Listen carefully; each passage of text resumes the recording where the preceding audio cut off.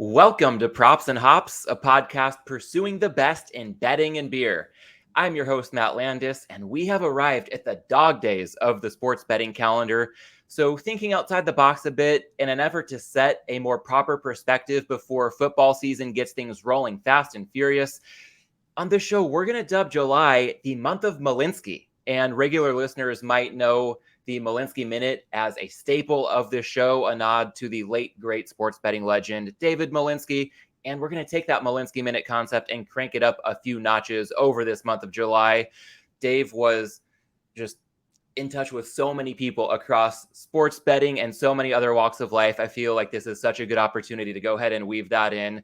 So look out over this next month for some memories of Dave's wisdom on the betting boards and well beyond. And just, again, that perspective that can help us sustain some inevitable ups and downs, both on and off the field, on and off the betting boards throughout this football season to come. And here to kick off this series on a very fitting note, dear friend of the show, Mike Roselli. Mike is a Chicago-based attorney, a sports betting startup consultant, host of his own show, The Doggy Juice Pod. You can find him on Twitter at Michael Roselli. Mike, welcome back to Props and Hops. Happy to be back, Matt. Dog days of summer, but it's always fun being back on with you, and especially talking about Dave now, too. This is the perfect time to chat about him, take a trip down memory lane, and really kind of figure out where we're at. It's always important to, know where you've come before you know where you're going and stuff, and, I feel like we're going to dive into this really quickly and figure out that Dave's impact on both of us in our betting process, but also just our everyday lives was just immeasurable. So this is a perfect time to do something like that. And on that note, for the unacquainted who might have heard his name, might just be hearing his name for the first time in this conversation, how would you describe David Malinsky? Good question. I would call him a one, and you hear this it's kind of cliche all the time. He's one of a kind, but honestly, Dave Malinsky was the most unique human being that I've ever come across. And I should preface this by saying I never met him in person. I only knew him through our online interactions and obviously stories I've shared with other people who knew him a lot better than I did, but I never even met him in person. And yet someone like him had such a big impact on my life that even my parents know about who he is. My wife knows Malinskyisms and just knows stuff that I've learned from Dave. So he touched so many lives. I would say that he's, at the end of the day, he's the best sports handicapper that I've ever come across as well, mainly because of his way just to look at things from angles that other people were unable to look at. But the best thing about him was his ability to deliver that info and actually communicate, I guess, for lack of a better term, with everybody at all levels. He, like you've said, he met people at their level. He was always the smartest guy in the room wherever he went, but he was able to communicate through written and obviously spoken word, just communicate so effectively and get his points across. So yeah, all those adjectives you hear other people say, about people that they admire, those definitely apply to Dave. Well-rounded, his attention to detail. And after he passed away, you could see how big of an impact he had on so many people. And you and I were definitely two of those people, two of the many that he touched. Indeed. And it's interesting to hear some initial thoughts on the impact that Dave had on your life, in spite of the fact that you, as you said, never met him in person. So with that in mind, how did you first discover Dave? So yeah, I had to think back on this, how I came across him at first. It was his point blank column that he wrote, the daily column. And it was back when he was at his stint at pregame. And this is probably back in 2015, I want to say 2014. I was just becoming an attorney, getting out of law school, and I was becoming a more serious bettor. But I listened to a lot of Chicago sports radio. And I remember hearing some of the ESPN hosts brought on RJ Bell from pregame. Think of what you will about RJ Bell, but he hired Dave Malinsky. So that got me going over I checked out pregame.com because RJ Bell kept plugging it.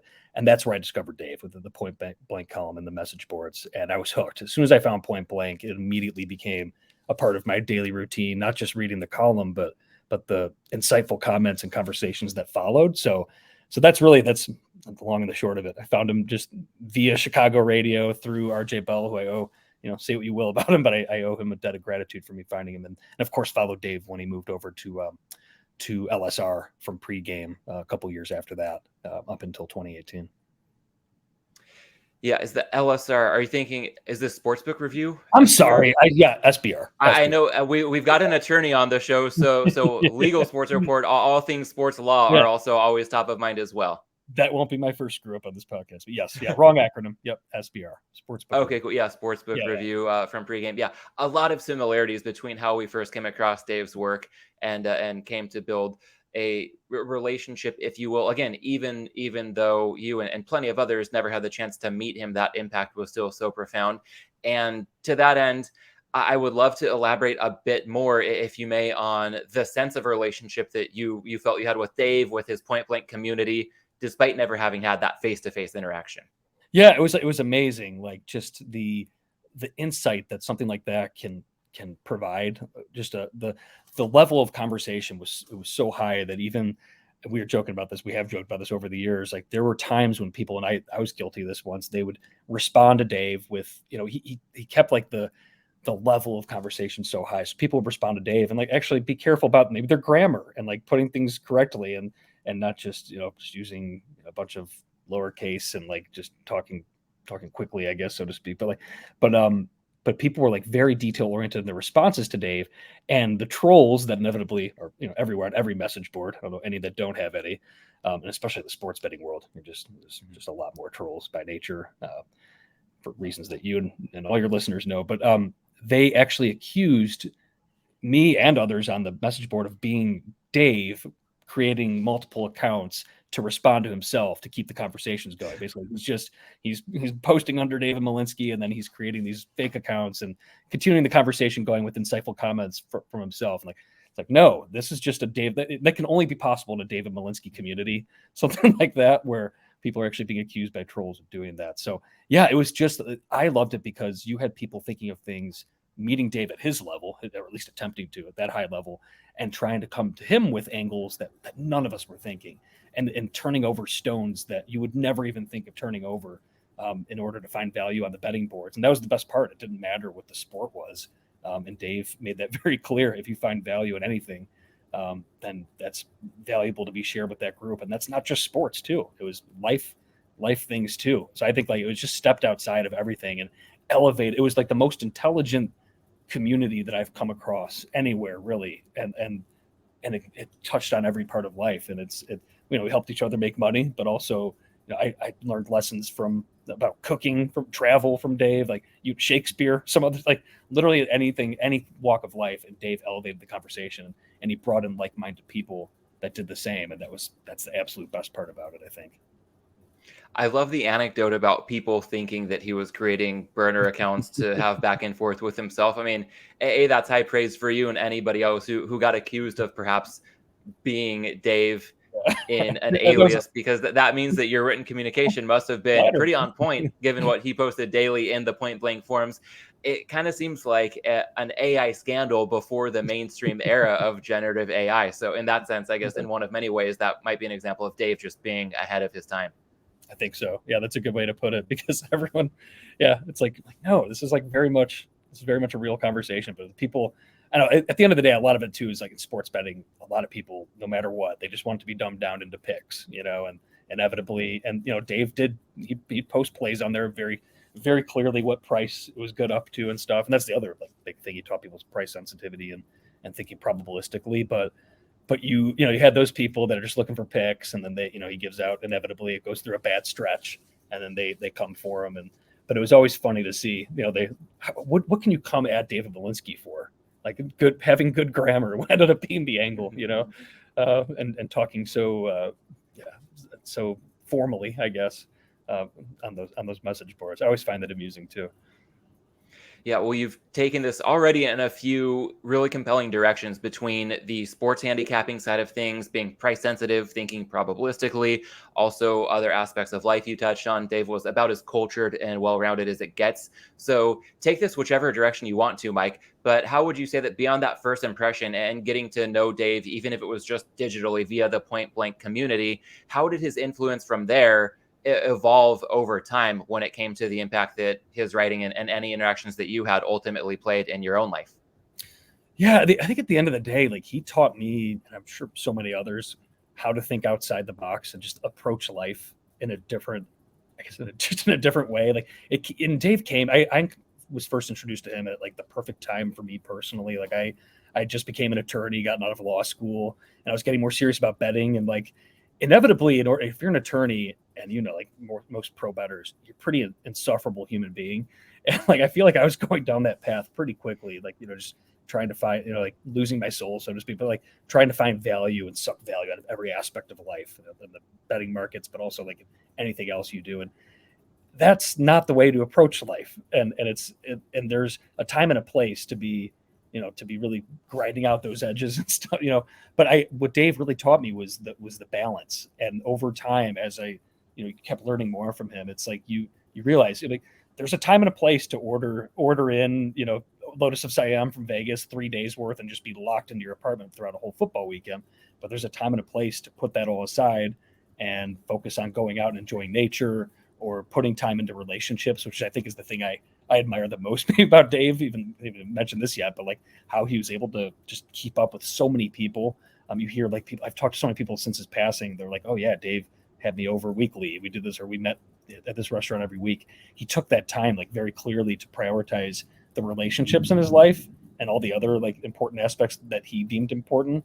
And that was like important for me to learn that stuff, because I was going down a path where that wasn't going to be the case for me. And like, I owe that, I owe like a huge debt of gratitude to David Malinsky for teaching me that balance in life. Because you can abuse anything. I mean, as we know, people can abuse alcohol, drugs, betting, everything in life.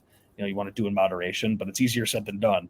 And he gave like practical ways to do it, even if it was just like take the time to set aside. It was just little things that he taught, and approaching life in a different way that I probably wouldn't have been able to do otherwise.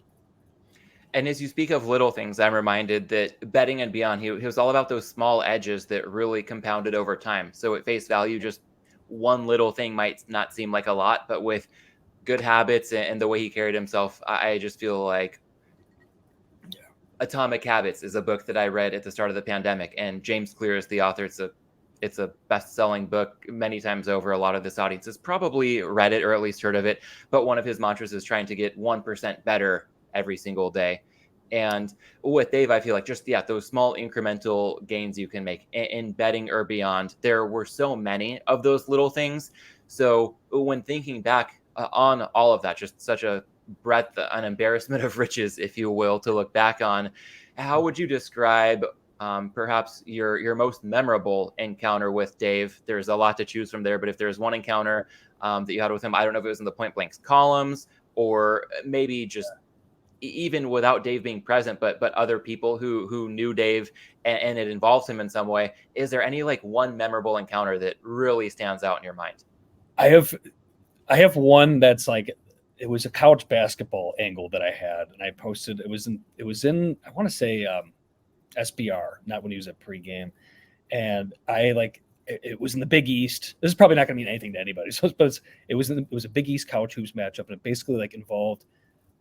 I had, my notion was that the market was not taking advantage of a size mismatch, essentially with there was a player personnel thing. I forget, it's probably like 5 or 6 years ago now, but it was Marquette and St. John's, I want to say. And I essentially like just, like asked Dave, if he felt the same way and saw value in, I forget what side it was. If it was St. John's, or I think Marquette was small at that point. So it's probably St. John's, but I just asked him if he saw value in the play, and he said yes. And like just getting like that, just like that was like the first sentence was yes. And it was like, the feeling when Dave agrees with you.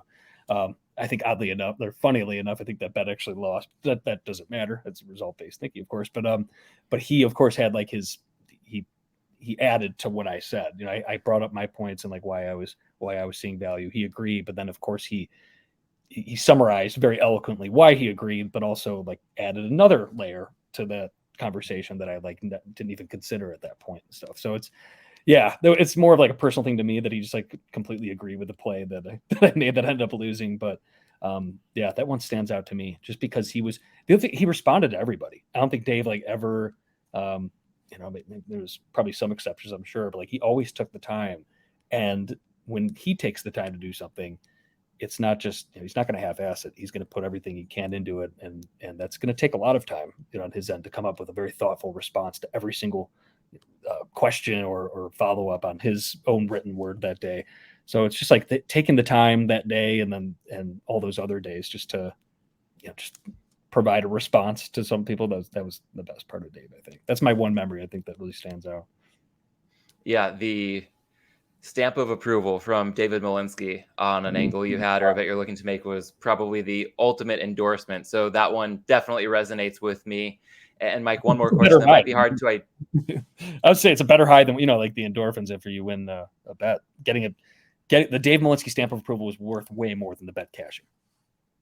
Oh yeah, just again, a lot of things. If you had the right approach, the right process, it could endure beyond any one bet getting graded. So whether that basketball game won or lost, or he co-signed on, one game, if there was a certain process driven angle, that counted for a lot. And then also, I think just something people talk about sports betting being an art and a science, much more on the artistic side. It's hard to quantify, but just the confidence boost, the the level of credibility it might give somebody to basically originate something and then have him basically say yes and just build on that. Kind of, it becomes a virtuous cycle.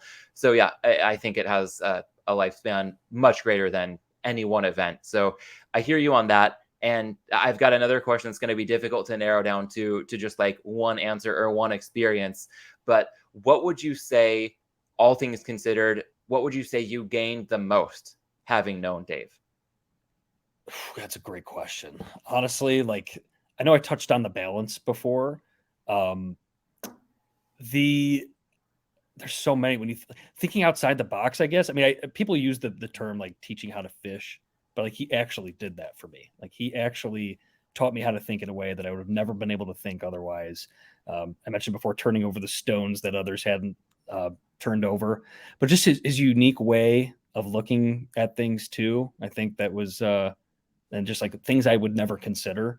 I think that's like my biggest takeaway is you have to like go above and beyond sometimes too, in order, especially today. I mean, geez, Dave, I mean, it's a huge bad beat that he passed away a month before PASPA was overturned, but the way the market's kind of I don't want to say mature, but the way the market, the sports betting, the U.S. legal sports betting market has begun and proliferated since he passed away. It's certainly created a situation where or an environment where you really need to go above and beyond way of thinking in order in this, especially on the legal side. I mean, it's really tough being able to circumvent limits and getting down. But yeah, I think it's just like the overall way of like being able to just look at things. It's like, okay, this is the way it's presented to me.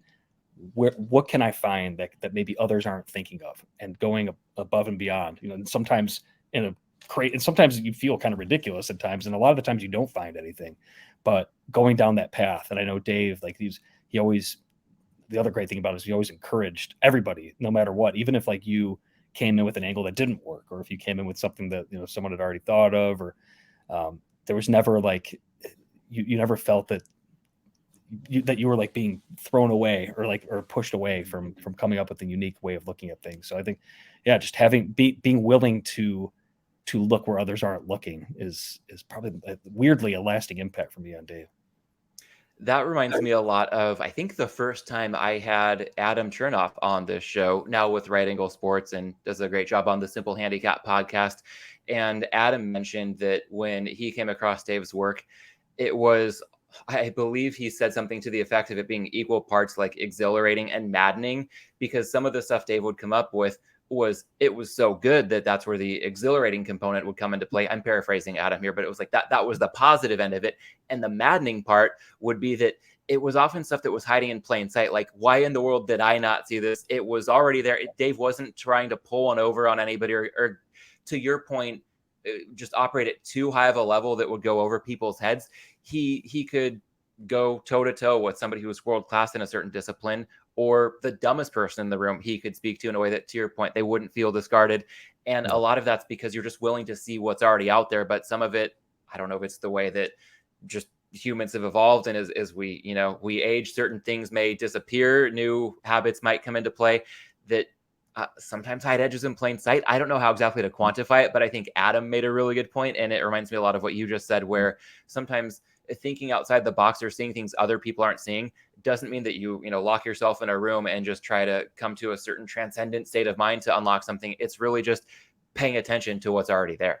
Right. It's like a curious objectivity, I guess, in a way. And the other thing too, it's like you can weave that in with his balance, like they were talking about earlier, like the life balance angle. But I feel like he was able to see things that what enabled him to see things from the way he did, and to be able to uncover things that other people weren't even looking at, was due to the way he lived his life, taking that time to actually go out in nature and just get away from it all and clear his head and spend time with the people that mattered, and talking to people from different walks of life too, like being open to. I think that was the other thing about Dave, is he was very open to like other ways of thinking, and learning more about other ways of thinking. And you have to take that attitude in life, especially today. I mean, like it's so easy to get information today, and it's so easy to get information from all parts of the globe today. And if you go in with like the wrong mindset, or without like an open mind, I guess, then you're doing yourself a disservice. And Dave was able to find that balance in a way that I've never seen anyone ever find. Like it's my lifelong pursuit to try and get there. I know it's something I'll never master, and I'll be trying to do the rest of my life to try and emulate the level that he was at. I don't think I'll ever get there, but at least he provided an example of someone to try and emulate, and someone to try and be like. Because if you could ever like get to that level, then, God bless you, I guess.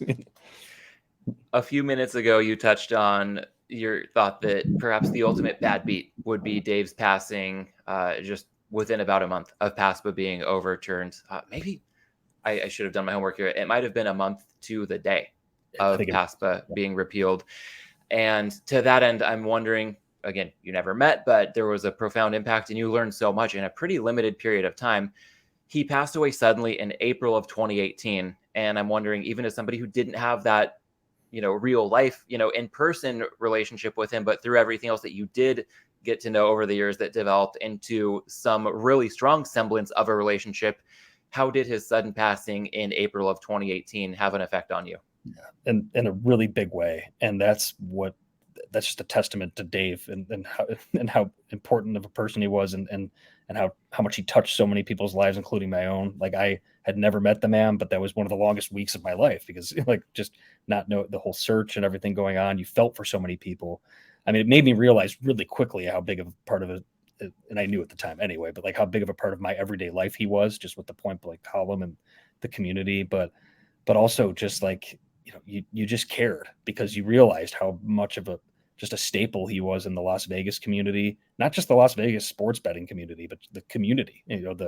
How much of a champion he was for small business owners. I mean, geez, he unearthed so many restaurants that I still like. I love going to in Vegas today too. That's the other. But like, yeah, you could tell that he had such a profound impact on so many people's lives, and that like made it even harder that week, dealing with everything, because I was powerless. I'm here in Chicago. I couldn't really do anything about it besides like offering, my condolences and stuff. But it was a long week. It was really difficult. But seeing the impact it had on other people was even more, made it even more difficult, I think. Yeah, and I think a lot of this audience will probably know the week you're referring to. But for a bit of background for those who could use it, Dave went out for a hike, as he did, to get off the grid, as he would put it. It was a weekend early on in baseball season, so the sports calendar wasn't keeping him too busy. And there were a lot of people who would comment throughout the weekend on his point blank Friday column, because he would write it on weekdays. So the Friday morning column would just become this epic thread all throughout the weekend until the next fresh column dropped on a Monday. And there were comments dropping in Saturday. Usually he'd respond in the afternoon or evening when he got back, and no responses. That Sunday morning, I texted him just to check in, because at that point it seemed a little odd that we hadn't seen anything from him for 24 hours. And I texted him that Sunday morning, and that Sunday evening, I got a text back from his number. So I kind of perked up. I'm like, okay, this is Dave.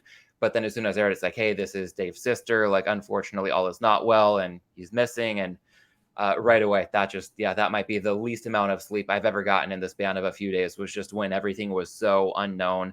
There was a big search going on. To your point, a lot of people in the sports betting community in Vegas really tried to do what they could, whether it's just raising awareness or raising money for the search, anything to help as much as possible. He was close with a lot of independent business owners, as you noted, also a really tight-knit community on Mount Charleston, where he passed away on that hike that he'd taken that weekend.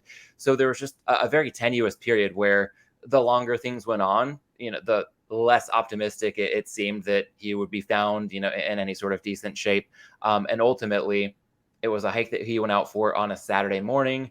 I actually, through talking with his sister, his text messages went from not just his to his phone, but also to his computer. So he had family at his house at this point. So they were able to see anything coming into his phone and respond via the computer.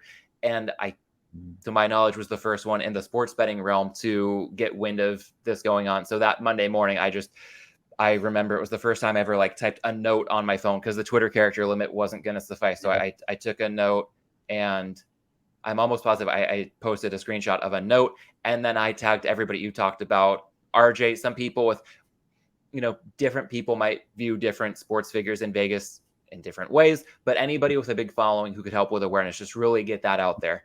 And that got a response. I remember David Purdom of ESPN reached out to me and was like, hey, like, is this for real? And so just hearing from people who have, really big platforms and thought so highly of Dave and wanted to do anything they could to help, it was just such a tenuous week. So from that stretch of leaving for a hike Saturday morning, myself finding out Sunday night that he was missing, Monday morning kind of alerting the sports betting community, and then almost positive that it was a Friday afternoon that somebody found him. Somebody went out to look to try to help out, and somebody found his body on Mount Charleston. So that was about as long of a 5-day or so stretch that I think a lot of people close to him will ever end up experiencing. Yeah.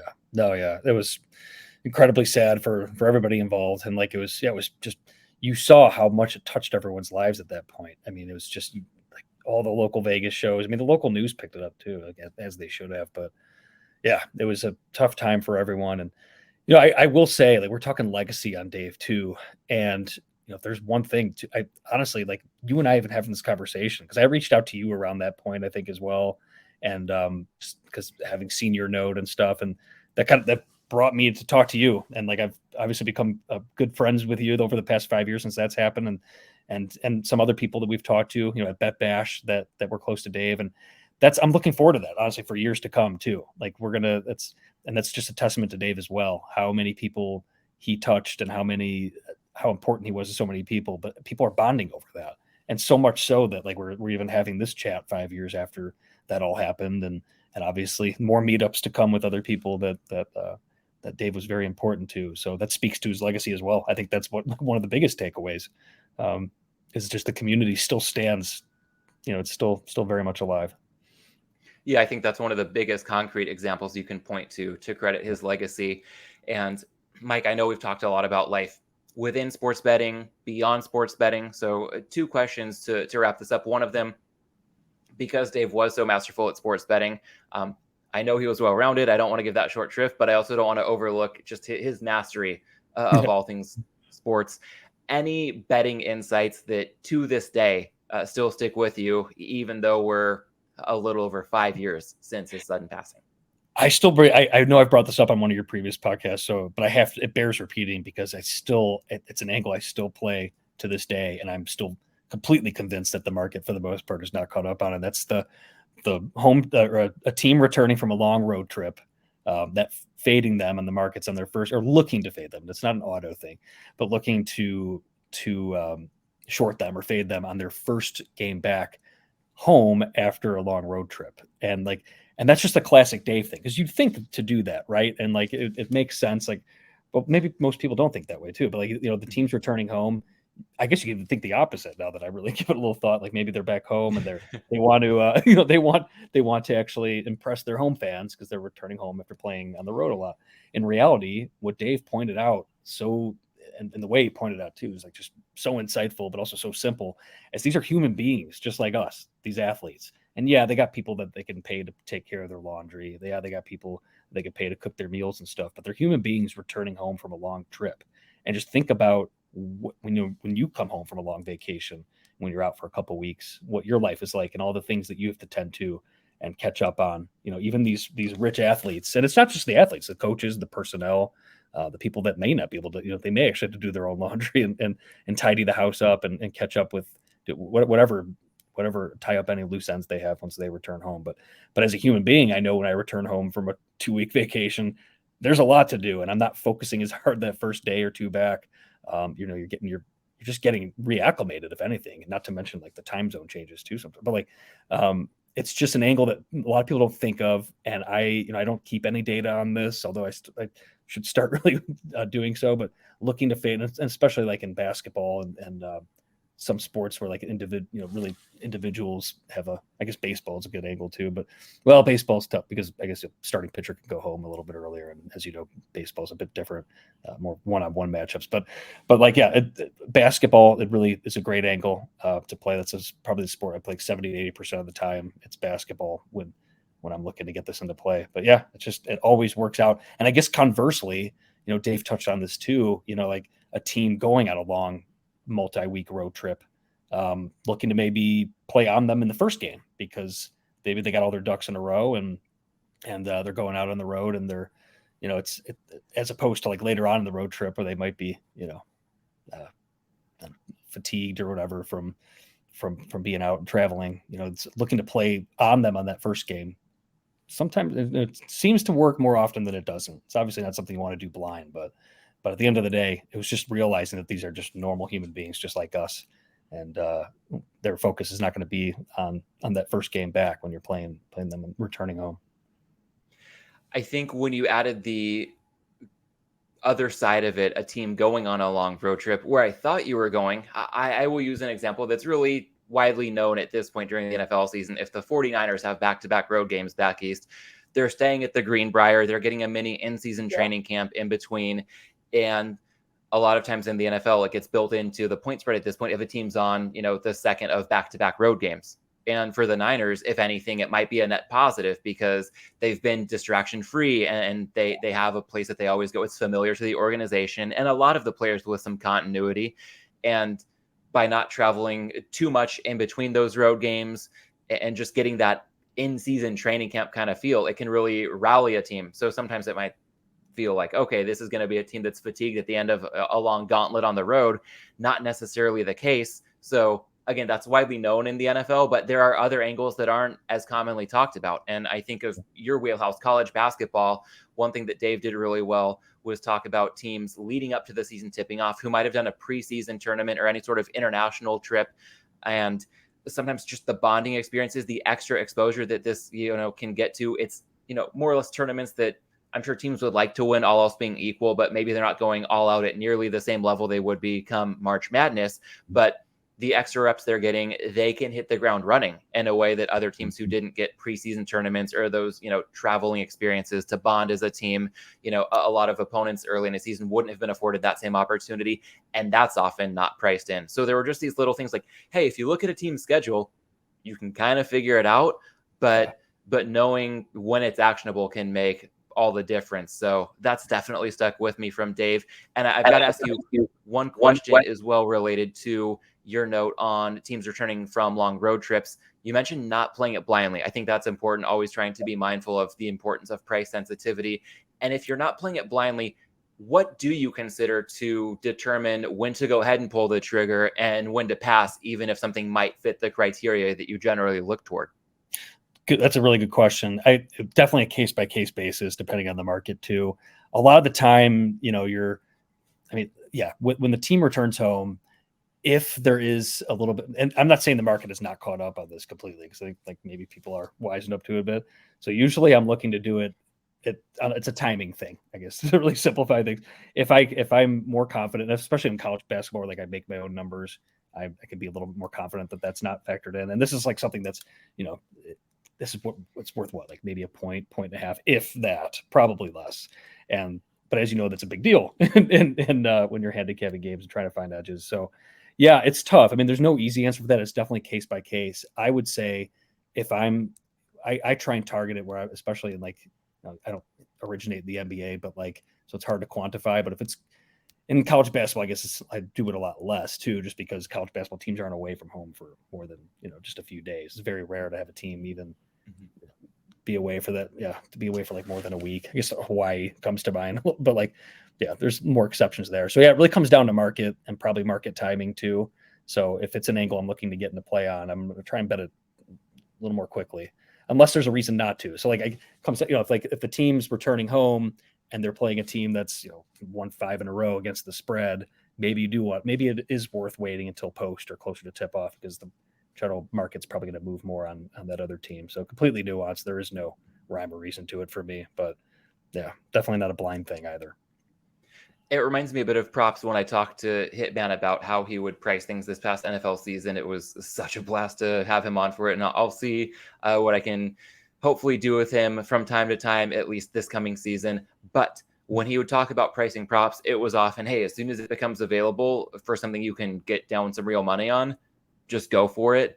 I guess with your angle about teams returning home off a long road trip, barring the exception of an opponent that you think is going to see a lot of steam in the marketplace, if you can just anticipate that a number is going to move, even even if an opener might be fairly sharp, if you know that a yardage prop is going to go for a quarterback from 280 passing yards, whatever, 280 and a half to triple 300 and a half or something like that in the Super Bowl for a big quarterback. It's just like bet these as soon as they open. If you have even a remote lean that it's going to move that way, sometimes it might just be reading the market. You have to be able to think for yourself, and again, not do this blindly, but sometimes if you can't perfectly quantify everything, you can develop a pretty strong feel for where the market's going to go, and it's a matter of beating the market to the punch on moves like that.